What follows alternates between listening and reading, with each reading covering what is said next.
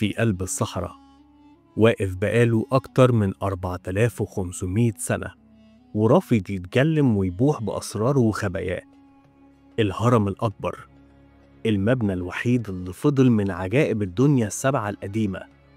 لكن اللي بيخوف مش حجمه، اللي بيخوف هو إننا لحد دلوقتي معرفناش هو اتبنى إزاي ولا حتى سبب البناء بتاعه. هل فعلا كان مقبرة زي ما هما بيقولوا، ولا كان محطة طاقة، ولا كان الهدف منه جهاز بيحرك الزمن وبيكون بوابة للانتقال ما بين الأبعاد الزمنية التانية؟ ركز في التفاصيل اللي جاية عشان اللي جاية هيصدمك.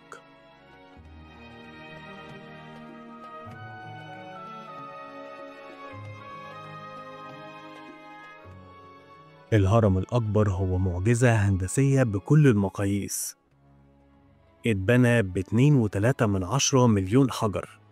الوزن الكلي للهرم 6 مليون طن. الأحجار بتاعته أوزانها بتتراوح من 20 ل 80 طن. اتنقل من أسوان لحد الجيزة في مكان البناء بتاعه، يعني ما يقارب مسافة 900 كيلو متر تقريبا. تموضع دقيق جدا بنسبة انحراف أقل من نص درجة عن الشمال الجغرافي. الهرم مبني على قاعدة مثالية، الفارق في الزوايا أقل من 2 سنتي في زوايا البنى بتاعته. لكن خليني أقولك على معلومة مهمة جدا. في سنة 1978 مهندسين أمريكان قالوا إحنا ما نقدرش نعيد بناء الهرم بنفس الدقة والتكنولوجيا دي في الزمن اللي إحنا موجودين فيه ده. تفتكر إزاي ناس من 4500 سنة في عصر بدائي قديم ما كانش عندهم أي آلات بناء ولا آلات ومعدات جاهزة يقدروا إن هم يبنوا بيها، قدروا إن هم يبنوا حاجة زي دي؟ ولا تفتكر إن في حد ساعدهم؟ العالم كريستوفر دان قال إن تصميم الهرم متطابق مع مولدات طاقة ترددية. المواد المستخدمة فيه زي الجرانيت، الكوارتز، الحجر الجيري، كلها مواد موصلة للكهرباء. وغرفة التهوية مش موجودة ولا معمولة للهواء، لكنها قنوات للتردد الصوتي والكهرومغناطيسي. تسلا نفسه دخل على نفس الخط من سنين كبيرة وقال أنا بدور على الطاقة اللي المصريين استخدموها، وبدأ يعمل شوية تجارب على استخدام الأهرامات، وكمان حاول إن هو يعمل شكل هرمي ويبدأ إن هو يعرضه لبعض الموجات الكهرومغناطيسية علشان يبدأ إن هو يلاقيه بيتوهج وبيخرج طاقة فعلا. دراسة روسية في 2018 كانت بتقول إن الهرم بيركز موجات الراديو في الغرف الداخلية بشكل مشابه لمضخم الترددات. بعد الكلام ده تفتكر إن فعلا الهرم ما كانش مقبرة، ولا كان مفاعل بيستخدم طاقة معينة؟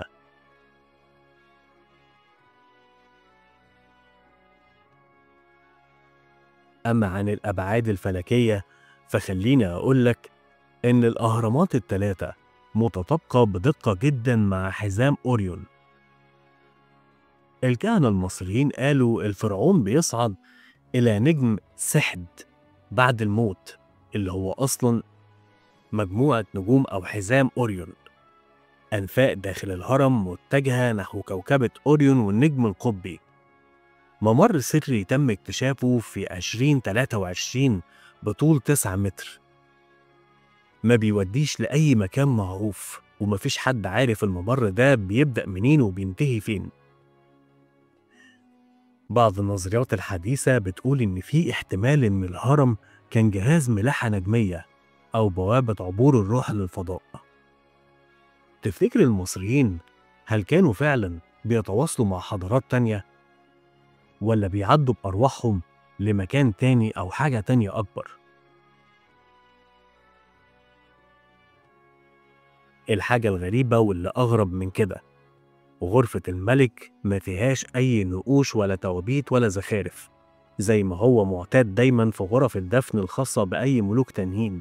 لازم بيكتبوا جزء كبير من التاريخ بتاعه عشان رحلته بعد البعث مرة تانية يقدر إن هو يتذكر التاريخ بتاعه ويبدأ يعرف أمجاده ويعود مرة تانية بعد البعث. ده طبعا اللي كانوا بيؤمنوا بيه الفراعنة القدماء.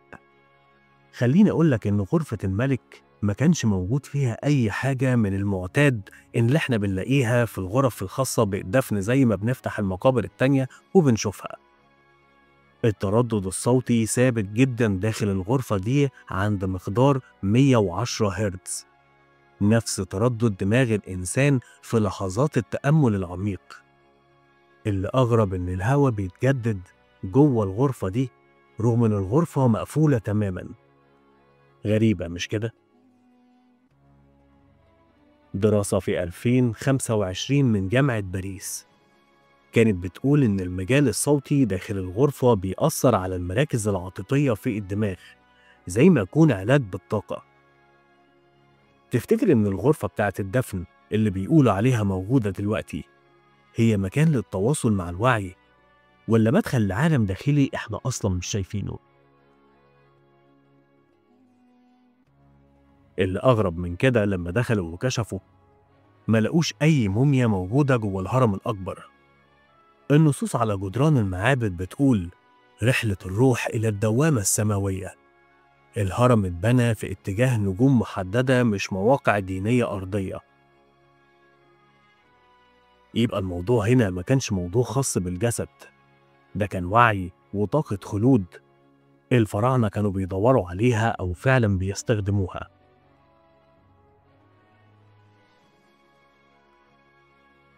أما عن أحدث الأبحاث الجديدة اللي صدرت من 2023 لحد 2025، خلينا نبدأ من أول 2023. اكتشفوا ممر سري جديد فوق المدخل الرئيسي بطول 9 متر، محدش عارف الممر ده بيودي لحد فين. دراسة من اليابان أثبتت إن الهرم بيقلل الأشعة الكونية بنسبة 40%. أما في 2025 حصلت تجربة داخل الغرف الداخلية بتنتج تردد صوتي بيتفاعل مع حالة الإنسان النفسية. تفتكر بعد كل ده هل كان الهرم مركز علاج نفسي ولا بوابة اتصال بكائنات أرقى بكتير من البشر؟ كل الفرضيات اللي قلناها دي كانت بعض المعلومات، وخلينا نبدأ في اللي جاي لأن اللي جاي هيبهرك فعلا. بعض النظريات بتقول إن الهرم تم بناؤه باستخدام تكنولوجيا صوتية، رفع الحجارة بالصوت. نظريات تانية كانت بتتكلم عن إن حضارة متقدمة جدا سبقت الفراعنة وانتهت فعلا. في تشابه غريب بين الهرم والأهرامات في أمريكا الجنوبية والصين وحتى على المريخ اللي صورتها ناسا سنة 1997.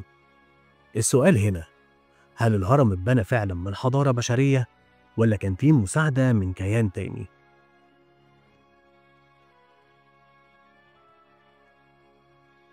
بعد ما قدمنا كل الفرضيات والنظريات والأبحاث اللي احنا اتكلمنا فيها دي، خليني أقولك إن الهرم مش مجرد بناء قديم ولا مزار سياحي كلنا بنروح نتفرج عليه. ده ملف مغلق من آلاف السنين، كل ما نفكر نفتحه بنلاقي إن الحقيقة بتاخدنا لأبعد من الخيال. بس السؤال اللي احنا عايزين نسأله هنا وده السؤال الأهم، هل احنا مستعدين نكتشف حقيقة الأهرام ولا زي ما بعض العلماء بيقولوا في أسرار ما ينفعش تكتشف؟